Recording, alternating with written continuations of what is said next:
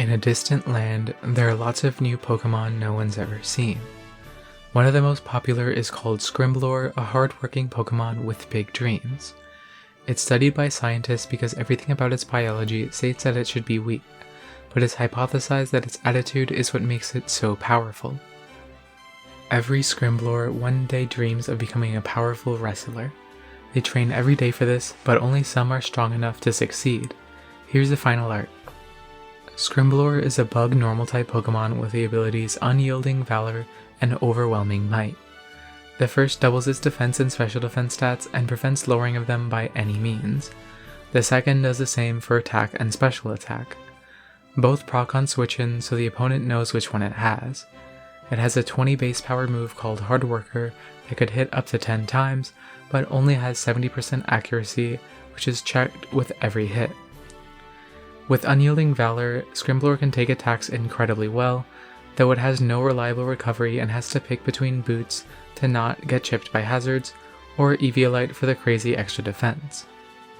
With its limited utility, it probably wouldn't be a good Pokemon despite the wacky defenses, at least not in OU. With Overwhelming Might, Skrimblor can OHKO a Toxapex and generally deal huge damage, though it doesn't have much for Steel types other than Submission, and it gets hard-walled by Goldengo, one of the most common Pokemon in OU.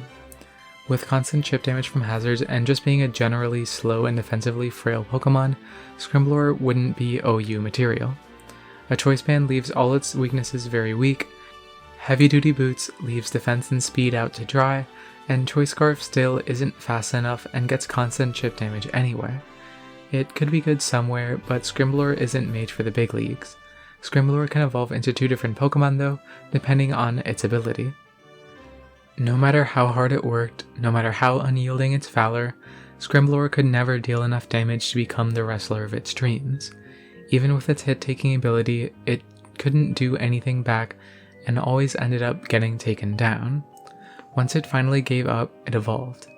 Although this Pokemon is technically powerful, it believes giving up is all it's good for. So when Skrimblor faints 10 times and forgets Hard Worker, it evolves into Willolor. Willolor is a ghost psychic type Pokemon with the ability Bring It Down. This ability summons gravity for 5 turns. It has a signature move called Give Up, which KOs the user but drops the target's defense and special defense by 2 stages. Willolor isn't an awful Pokemon, and the gravity ability could definitely be great. It has superb defenses and HP, though is still missing out on any recovery moves and the typing can really hurt. No amount of defense stops it from getting shamoned into the Pacific Ocean by a knockoff or a Shadow Ball. Its best utility move is U-Turn, which allows other Pokemon on the team to take advantage of gravity with strong moves that no longer miss. For those who don't know, which is fair because who uses gravity, it keeps every Pokemon on the ground, negating ground immunities among other things, and increases move accuracy by 1.66 times. It's really cool but has limited usage because there's no corresponding ability that makes it easier to use. Not yet anyway. But yeah, Willolor is mostly confined to being a support Pokemon, but it's not awful at that and could possibly find a place in OU.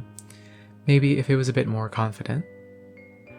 On the other hand, Skrimblor's Overwhelming Might allowed it to become the famous wrestler of its dreams. It's a hard hitter, and while it gets lots of love, its trainer gets most of the credit. Eventually, Skrimblor had won so many battles that its ego got the better of it, and it stopped training. This triggered its evolution into a bigger and more intimidating Pokemon. It's technically much stronger than it was before, but it's lost the hopeful attitude of its youth and spends each day wondering when it will finally disappoint its trainer. So when Skrimblor KOs 10 Pokemon with Hard Worker, then forgets the move, it evolves into Turbolor. Turbolor is a dark fighting type Pokemon with the ability Defeatist.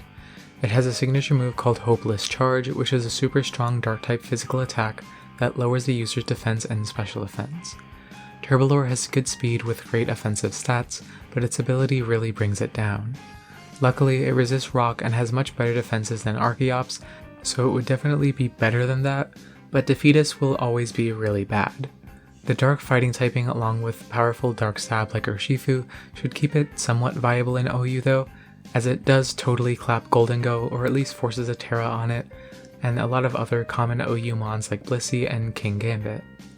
Turbolor's biggest weakness is that it's just not fast enough, and not even always strong enough to secure a KO on certain mons that could threaten it back if they survived.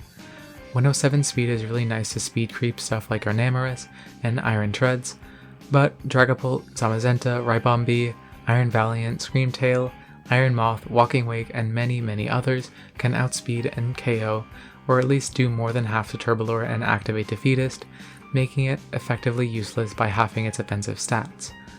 All in all, Turbolor isn't awful, but probably wouldn't make it an OU, at least not today's OU. Maybe if it had a better attitude. Okay, why did I make these Pokemon, and what's up with their typings? I was feeling some stuff when I made them, okay? While Skrimblor always wanted to be a wrestler, neither are good ends, and the idea is that it goes from bad stats with great abilities to great stats with bad abilities. The typings are definitely a bit convoluted, but here is my thought process.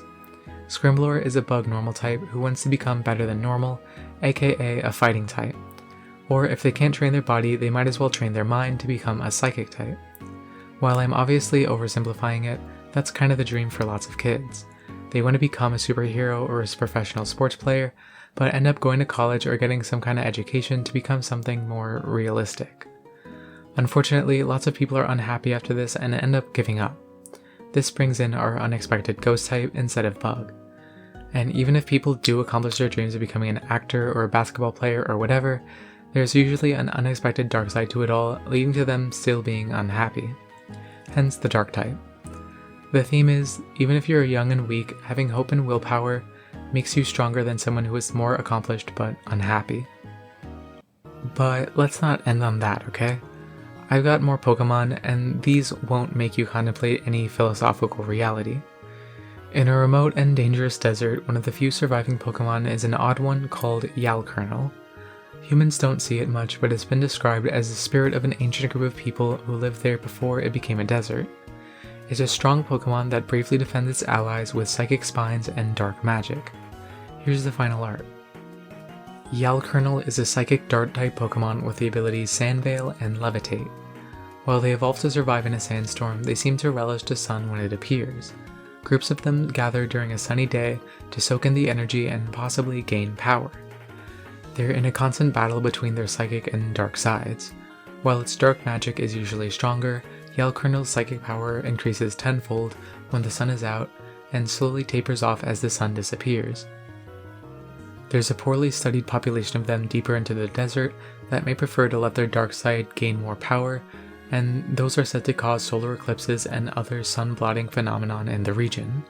However, Yalcurnel closest to the outskirts may be more motivated to keep the sun visible, and these two populations seem to keep the other in check. Competitively, Yalcurnel isn't good at all. Psychic Dark is just a really bad type because its only resist is an immunity to Psychic, and its weaknesses to Bug and Fairy stand out pretty bad. Yalcurnel's stats are very mediocre and don't make up for the awful typing. Levitate is nice to add another type it can switch in on, but it doesn't do enough. Yalcurnel's saving grace is its wide move pool, but that doesn't magically make it OU viable. A group of strong Yalcurnel who devote themselves to the sun combine into one Pokemon and evolve. There are two of these evolved Yalcurnel known to humanity, one to the east of the vast desert and another to the west. The one in the west is much better studied as it lives relatively close to a populated city and seems to have somewhat goodwill towards the people within it. The goodwill is only kept up by constant human sacrifices, at least as far as anyone knows, but hey, at least it hasn't killed everyone yet. The Pokemon is certainly capable of it too. It has the power to lock the planet in one position so the sun continues to shine. Surely it could wreck a city with ease, and if the ruins are any indication, with their artistic renderings of an ancient Pokemon setting fire to cities, it already has.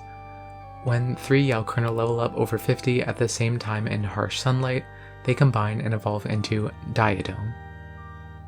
Diudome is a psychic dark-type Pokemon with the ability Tidal Lock. This ability activates gravity in sunny day for as long as this Pokemon is on the field. Also, any normal type attacks from and against this Pokemon are psychic type, effectively making Diudome immune to normal. Its Hyper Beam doesn't recharge if it KOs the target.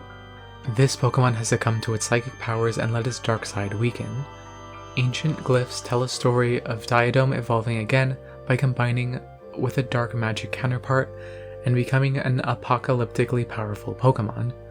While Diudome's psychic power is much stronger than Dark, it is still very capable of strong Dark-type attacks like Dark Pulse and Darkest Lariat. Diudome is a relic of ancient life and is not closely related to any known Pokemon. Competitively, Diudome is a legend. Well, its typing still sucks, but that's the only thing that's not going for it. The ability has really good utility on its own, for reasons I mentioned before with Willolor, and also the same reasons Drought is great. Imagine the Fire Blast this Pokemon's teammates could unleash. With such a wide move pool including coverage, setup, hazards, and other utility, I think Diudome would be fantastic in OU.